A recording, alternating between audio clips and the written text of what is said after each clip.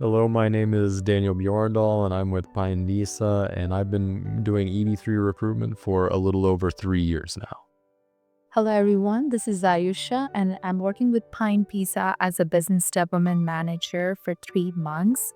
And I have a list of questions and concerns that most employers have raised during the cold calling that I'm doing. So, Daniel, if you could address all of the queries, I would appreciate. Okay, sure, go ahead. Okay, so to start off with, can you just first, explain the step-by-step process of the EB-3 visa that employer needs to know to sponsor foreign workers? Yeah, so I'll start with the first steps of the process. So if someone is interested in doing the EB-3 recruitment, the first part of the process is with the Department of Labor. So this is before we get into any immigration processes for the candidates who are going to be working.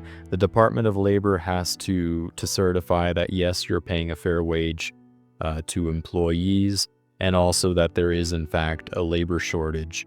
The EB-3 recruitment is based upon there not being enough workers or enough good quality workers. So this would apply both to companies that have a high turnover rate or just can't find enough people to work in those positions. So the first thing we have to do is with our attorneys to file what is called a prevailing wage. And this is where the Department of Labor says that, okay, based upon the job description, this is what would be a fair wage for that position. And then we have to show that, hey, we're advertising for the job opening and we're only getting a small number of applicants, or maybe the applicants are not qualified or good for the position for one reason or another. And then once we do that with the Department of Labor, we are able to start the process for the candidates so that they are able to go through that immigration process and be eligible to work for you. Okay, so the another question is what responsibilities does an employer have throughout the EB-3 visa sponsorship process? Yeah, something unique to EB-3 compared to other visas is that these employees, when they're arriving to work for you, they are treated as any ordinary employee who's working for you. So if they're a great employee, you can promote them and retrain them, move them to other positions, same as you would with any other employee that you hire from the United States. Also, you don't have any contractual obligation to keep them. So if they turn out to be not a great fit for your company, whether it's because of the culture or because of some other differences that you have about the expectations of the quality of the work, you've got the ability to fire them. So if you're in an at-will state, all the same employment rules will apply to EB-3 employees when they arrive as any ordinary employee that you might hire from a job board. Okay, so another question is how does an employer demonstrate their ability to pay the wages offered to an EB-3 visa applicant? Right. Before we start the EB-3 recruitment, our attorneys have to verify that your company is eligible to do the recruitment and to establish, what would be a maximum number of people that you're able to recruit. So the attorneys are going to ask for the tax documents for your business. Sometimes they only need to see part of it. It depends upon what type of business you have and how it's set up, but the attorney will be able to say, okay, based on, this level of income and so on and so forth, that you will be eligible through this immigration process to sponsor X number of candidates if you choose to do so. So the attorneys do this for all of our companies to make sure from the beginning that they are in fact eligible to do this recruitment and that there's not going to be any red flags that would be raised down the road while they're doing the immigration process. Okay, so next question is what are the potential challenges for an employers when sponsoring foreign workers through the EB-3 visa program? Yeah, one of the main challenges is just being patient with the process because this takes a while to get set up initially to do the prevailing wage and the other processes with the Department of Labor, and then to wait for the immigration processes after that. Now, these candidates are going to have different processing times. Some of them will be in the United States already and have shorter processing times. Some of them might be from other countries where their consulate has a long wait time.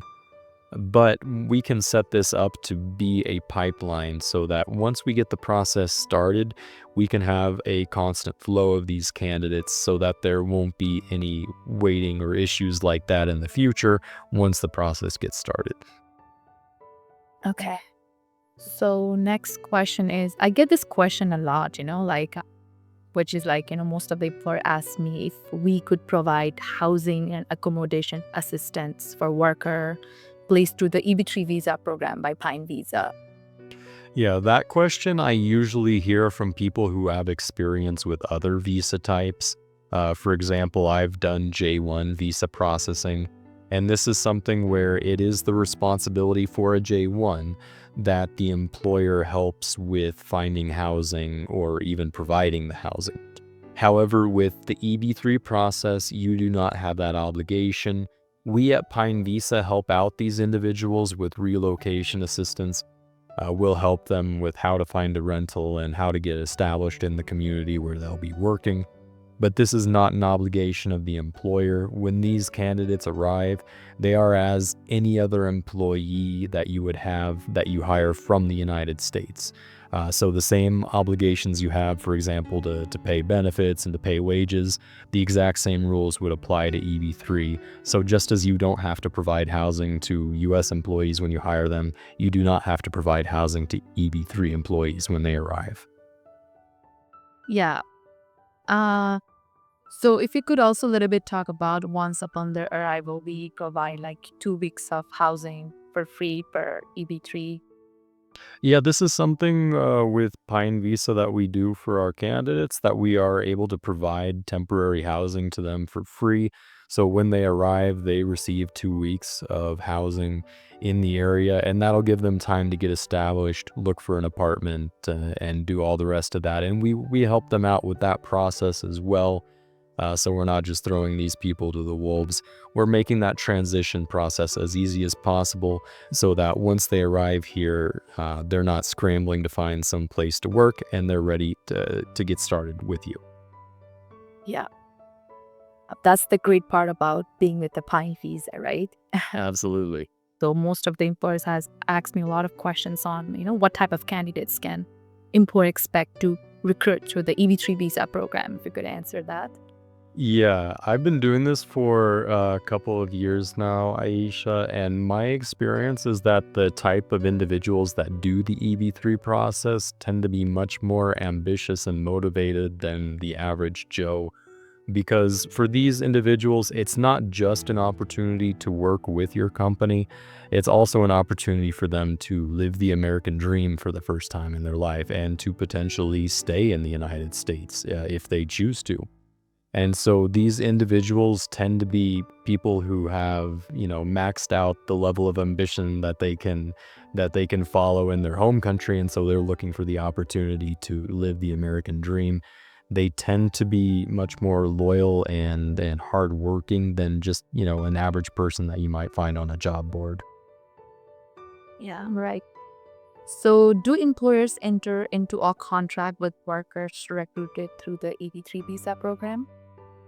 No, so these individuals are treated the same as any ordinary employee that you might hire off of a job board. So you've got the ability, if you want to change their work schedule, change their job title, either to promote them or to change them to something else that might be a better fit, or to fire them. So these individuals, once they arrive, they're going to have their documentation and you're going to treat them as you would any employee in the United States. Yeah, and they just have like 1 year of contract. Worth it. Yeah, so this is from the employee side. When they arrive, they're going to be arriving with the expectation that they're going to stay with you for at least a year. Now, this is from their expectation based on what the attorneys recommend for immigration purposes. The EB-3 visa is based upon having a long-term commitment to the employer. You as the employer do not have the obligation to keep them, so if for some reason they're a bad employee, you can fire them, but you can also promote them, change what position they do, so forth.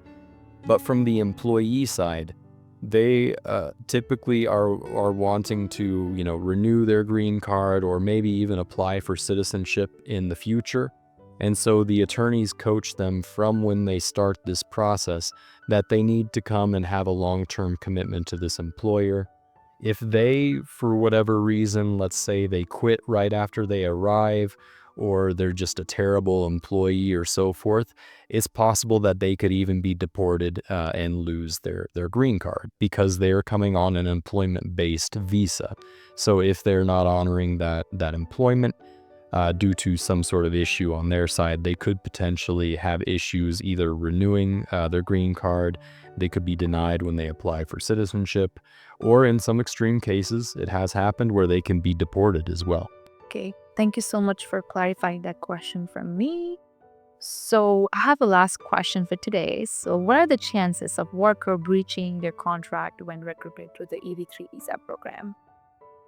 Right. It's possible. So these individuals, when they arrive, they're going to have documentation in the United States. So they might be tempted to look for other options. However, they're coached from day one when they start this process.